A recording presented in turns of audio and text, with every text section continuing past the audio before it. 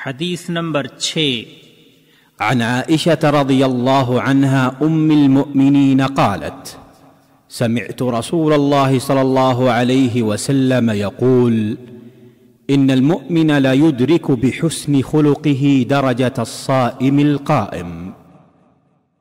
سنن ابو داود حدیث نمبر 4798. علامہ البانی رحمہ اللہ نے اس حدیث کو صحیح قرار دیا ہے. مکارم اخلاق پر گامزن رہنے کی ترغیب. ام المؤمنین عائشہ رضی اللہ تعالی عنہا کہتی ہیں کہ میں نے رسول اللہ صلی اللہ علیہ وسلم کو فرماتے ہوئے سنا: مومن اپنی خوش اخلاقی سے روزے دار اور رات کو قیام کرنے والے کا درجہ پا لیتا ہے. فوائد.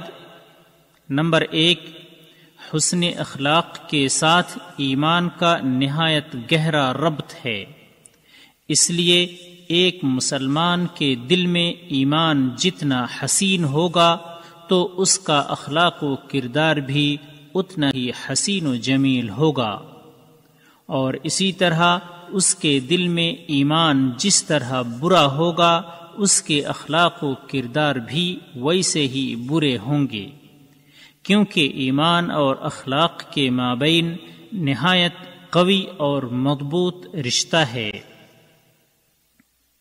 نمبر 2، اس حدیث میں مضبوطی سے مکارم اخلاق پر گامزن رہنے کی تلقین ہے. نمبر 3، حسن اخلاق ایمان اور عمل کے ساتھ تقرب الہی کا اہم ذریعہ ہے. راوی کا تعارف. ملاحظہ ہو حدیث نمبر 5